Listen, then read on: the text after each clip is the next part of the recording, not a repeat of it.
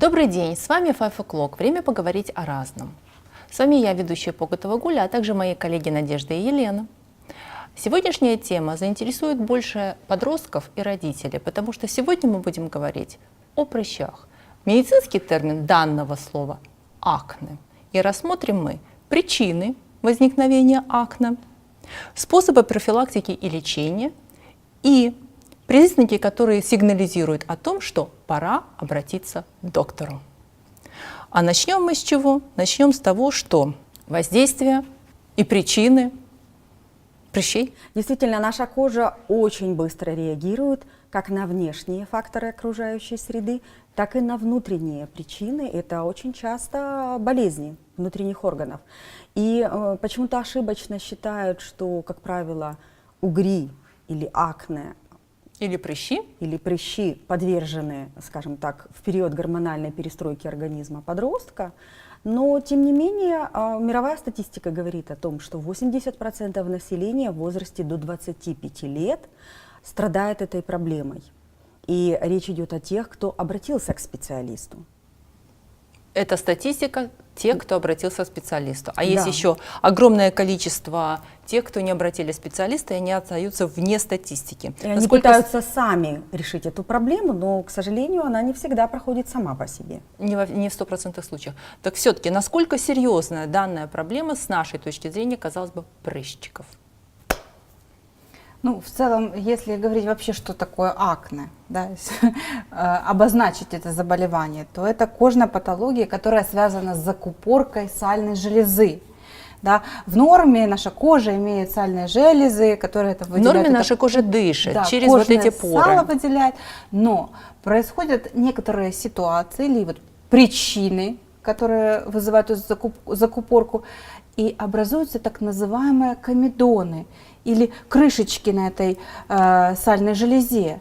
Или пробки, как можно еще по-другому назвать. И в этом случае перестает поступать кислород, и начинают развиваться бактерии, которые вроде бы как в норме их немного есть, но без доступа кислорода они начинают еще больше развиваться. И таким образом вызывают воспаление, воспалительный процесс. И уже мы видим, идентифицируем этот прыщик под комедоном, который может быть достаточно опасным, если его игнорировать. Так что с ним делать? Ну, те, кто считает, что прыщ, либо акне – это временная ситуация, хочется разочаровать. Потому что в 90% случаев, если мы говорим о подростковых угрях, то они действительно проходят с течением времени, когда нормализуется гормональный фон. Но, тем не менее, статистика говорит о том, что 15% людей самостоятельно в течение даже, бывает, всей жизни, проходя интенсивный курс лечения, только временно могут улучшить состояние кожи и воздействовать на эту причину. К сожалению, она может возвращаться. То есть рассчитывать на то, что угри сами по себе, или прыщи, или акне сами по себе пройдут, не стоит. Совершенно верно. Более того, когда взрослые отмахиваются от так называемых детских проблем, считая подростковые угри, которые действительно порядка 90% случаев от общего количества этой проблемы, если взрослые считают, что ничего страшного, перерастет, то тем самым они могут и не рекомендуют своему ребенку обратиться к врачу. Тем самым они могут только усугубить проблему, потому что из числа тех, кто обратился к врачу, я сейчас говорю о подростках, в числе причин либо последствий, которые эта угревая сыпь у подростка вызывает, в том числе подростки назвали, кроме снижения самооценки, снижения уверенности в себе, нежелания общаться с детьми своего возраста, с друзьями, либо какие-то вести активности вне обязательной школьной программы, в том числе есть печальная статистика о том, что порядка 18% этих подростков, этих детей задумывались даже о самоубийстве. Представляете, насколько это серьезно? Ой, я вот, Надежда, вспомнила свои молодые годы, когда вот действительно этот переходный период, и на лице появлялось много этой сыпи, прыщиков, да, и они действительно, для меня это была большая психологическая травма и трагедия. Я помню, просила маму, что родители это у меня врачи, мамочка, помоги мне как-то решить этот вопрос, и мы искали возможности, какой-то заказывали в аптеке специально изготовленную болтушку, очень неприятно пахнущую, которая там она мне как-то сильно подсушивала, но только так, через длительный период времени, вот я смогла успокоиться, потому что они прошли. И это действительно была для меня большая проблема, и вот Можно даже сказать травма. да, моральная травма. Да. Ну, через это проходят максимально все. Нету таких людей, у которых не бывает ни угрей, ни прыщей, ни акне, и все чисто, красиво и замечательно. Время от времени они выскакивают, причины просто самые разные. Но вот если остановиться на причине, например, жирная кожа, да, то за ней надо ухаживать. Ну, по крайней мере, протестировать, что она жирная. Если взять просто салфеточку, да, и промокнуть салфеткой Т-зону. Все знают, что это Т-зона такая, да, это щечки, лоб и кусочек носа. И на салфетке остается жирное пятно. Получается, кожа жирная, за которой должен быть тщательный уход. И специализированный. Не менее тщательный уход должен быть из-за сухой кожи, даже если этих жирных пятен нету, потому что там другая сторона, там сухость, там неприятное ощущение растяжения, там микротрещинки, да, и надо сказать, что в отличие от жирной кожи, сухая кожа быстрее стареет. Даже так. Поэтому мы говорим о том, что за любой кожей должен быть уход в любом случае, но мы никак не можем остановиться на все-таки причинах. Я бы причины разграничила. Они бывают такие внутренние, да, и внешние, по-другому называются эндогенные и экзогенные. Вот если говорить о внутренних причинах возникновения угрей, то я бы разделила их на несколько частей, например, связанные с пищеварительным трактом. Да, питание в этом случае имеет большое значение. Все, что мы едим, да, все проявляется у нас на коже. Иногда даже говорят там: я там съел клубнику, меня обсыпало. Что это такое? Я там съел арбуз, он с нитратами меня обсыпало. Хорошо еще обсыпало, может быть и другое. Я еще что-то и всегда использую копчености, может быть, острые блюда. Совершенно верно, совершенно верно. И даже нужно сказать еще о том, что любая пища, которую мы съедаем, вернее, наше лицо — проекция наших внутренних органов. Но это всем известный факт. И что там толстый кишечник, там это наши носогубные зоны, да. Тонкий кишечник — это лоб, височная область — это желчный пузырь, печень — это щеки и так далее. Поэтому в зависимости от того, где такие народные приметы, где локализуются эти прыщики, там вот, собственно говоря, этот проблемный орган внутри. Да, поэтому первое, на что нужно обратить внимание, это на питание. Питание должно быть здоровое, питание должно быть гигиеничное, я бы так сказала, да, не есть все подряд и не есть вредно. Копчености вкусные, но не так много. Жареное вкусное, но не так много. Больше, конечно, органическая пища. Еще эндогенным фактором является, мы уже упомянули об этом, это эндокринная система. Эндокринная система, период созревания. Почему так? Собственно говоря, много проблем у подростков, потому что у них идет перестройка организма. Гормональная перестройка организма. И вот эти всплески, они перерождаются в проявление на коже. Иногда это может быть смешанный фактор, и пищевая плюс гормональная. И еще плюс один фактор, который очень сильно влияет, это аллергия.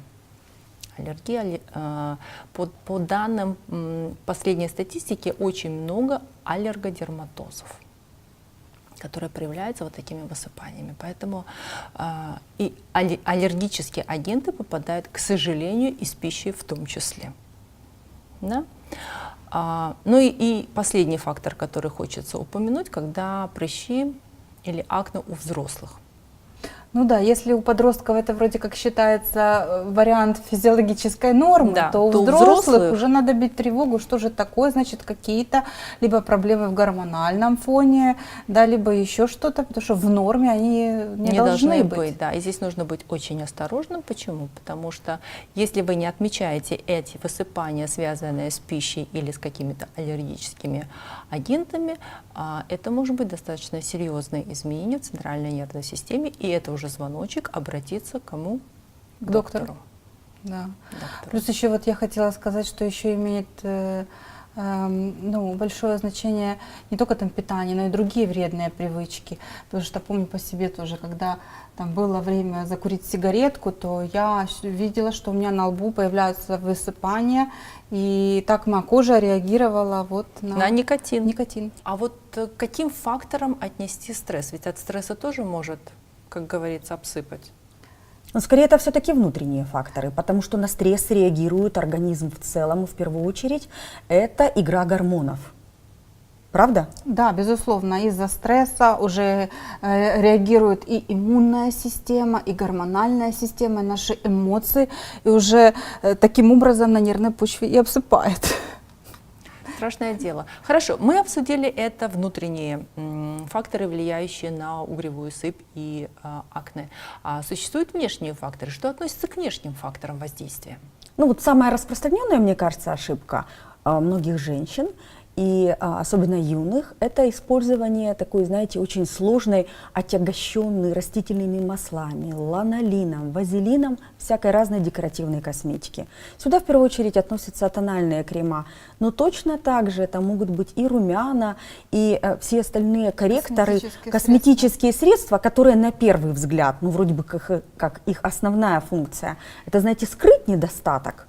Но закупоривая сальные протоки, они наоборот являются теми факторами, которые вызывают причину. Да, то есть, кажется, маскируешь этот неудачный дефект на коже, все еще хуже, только усугубляешь его. Да. Да. Ну, еще, конечно же, жара и влажный климат, когда повышенная потливость и на лице тоже присоединяется какая-то грязь, вязкость на этой поверхности кожи, какая-то пленочка, и таким образом тоже забиваются комедоны. А жара и сухой климат? Ну, если говорить об ультрафиолетовом излучении, да, от солнышка, то, казалось бы, в принципе, они подсушивают, выравнивают кожу, но все равно в избытке этого, опять же, нарушается кожный иммунитет, и выработка сала этими сальными железами, опять же, может быть причиной появления угревой сыпи. А также к факторам внешним можно отнести и некоторые профессии, которые контактируют, в процессе которых есть контакт с различными, ну скажем так, вредными веществами, да, которые не только вдыхаются, но, может быть, испаряются и так далее. Например, вот с бытовой и производственной какой-то химией, да, вот этими продуктами перерабатывающей промышленности и так далее. Да. Это когда испаряются вот эти токсические какие-то продукты распада, да, и если наша кожа дышит, значит, она тоже в себя впитывает вот эти вот негативные плохие вещества, и тем самым опять закупориваются вот эти протоки, и возникает проблемка. Да, ну я хочу сказать, конечно, проблемки возникают. Как же с ними, да, как же с ними бороться? Вот с этими комедонами, прыщами. Да. Ну, я знаю, самый частый тип борьбы – это ручное управление. Ну да, только он появился, пальцы чешутся, руки чешутся, и, конечно же, его же хочется выдавить. А на самом-то деле? Ну это же опасный период для косметологов, если пришел клиент с таким самолечением, да, потому что если говорить, например, о зоне носогубного треугольника, то надо иметь в виду, что эта зона кровоснабжается сосудами, которые несут кровь в мозговые оболочки. И это опасно что может быть инфекция уже не на коже, а Напрямую в органы напрямую в Вы мозг. хотите сказать, что если ручное управление грязными руками, то инфекция, попадающая в этот маленький сосудик, случайно попавшая, может произвести негативный эффект в масштабе Всего организма. всего организма. Да. Но мало кто об этом задумывается. Мало кто может связать маленький прыщик, ну, грубо говоря, на коже верхней губы с таким, там, я не знаю, сложным заболеванием, как Менингит. менингит или сепсис какой-нибудь Ну, там ужасный. Риск есть в этом случае, и поэтому надо быть осторожным.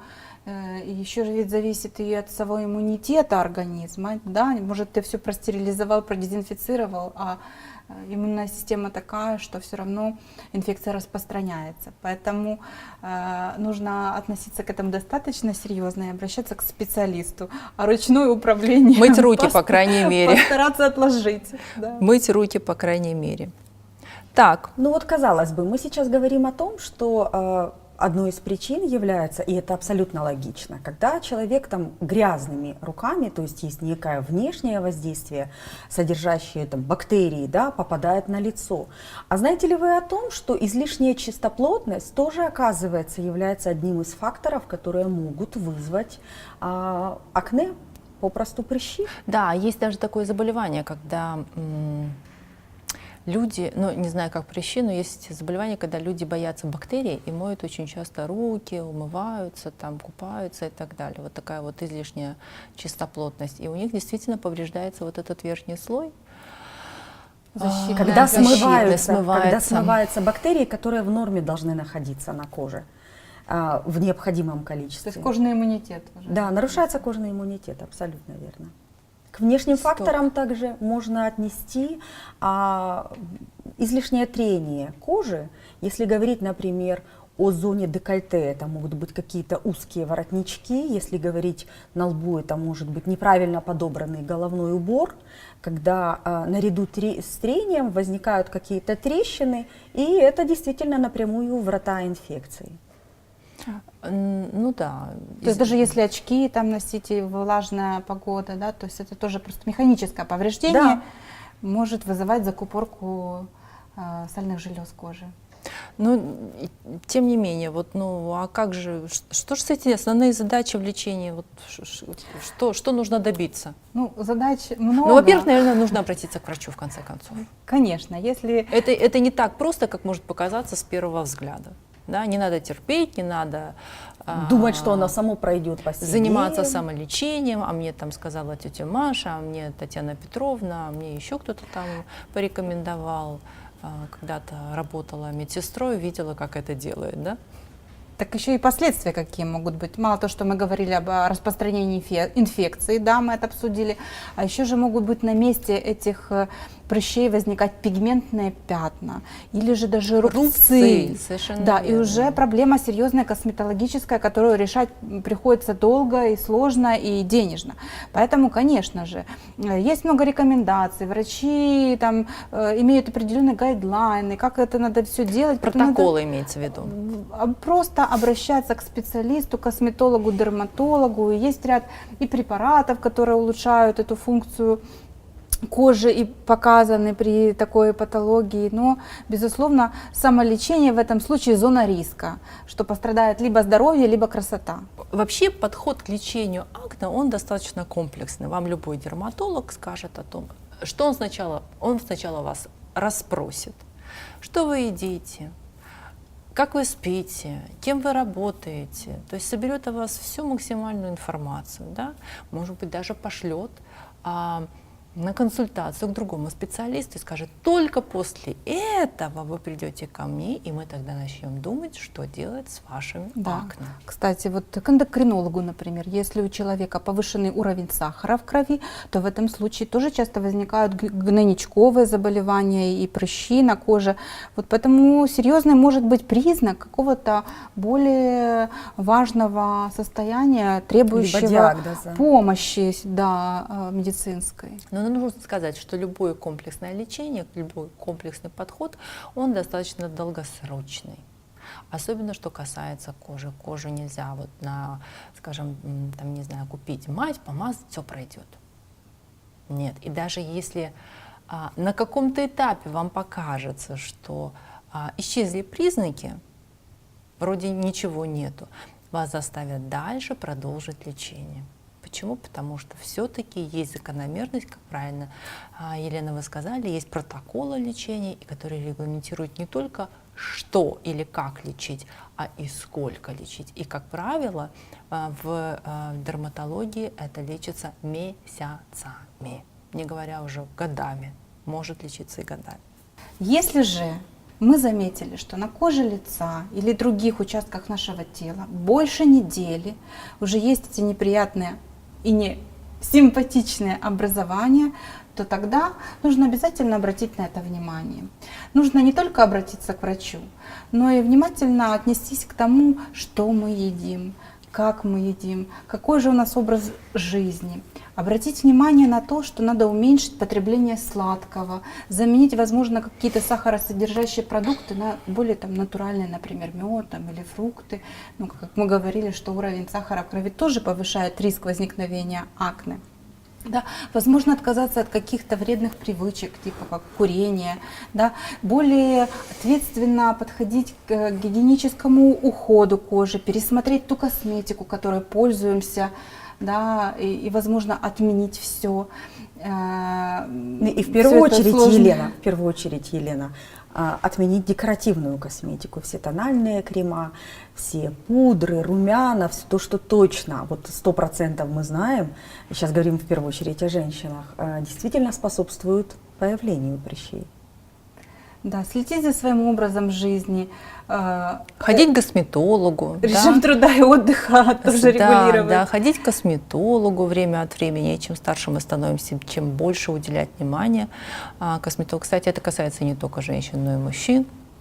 А также действительно следовать своему распорядку дня, спать достаточное количество времени, вести здоровый образ жизни и активный, самое главное, образ жизни. И следуя этим простым советам и советам врача, вы обязательно добьетесь того, что ваша кожа будет чистой и сияющей. Будьте заботливы к себе и внимательны к другим.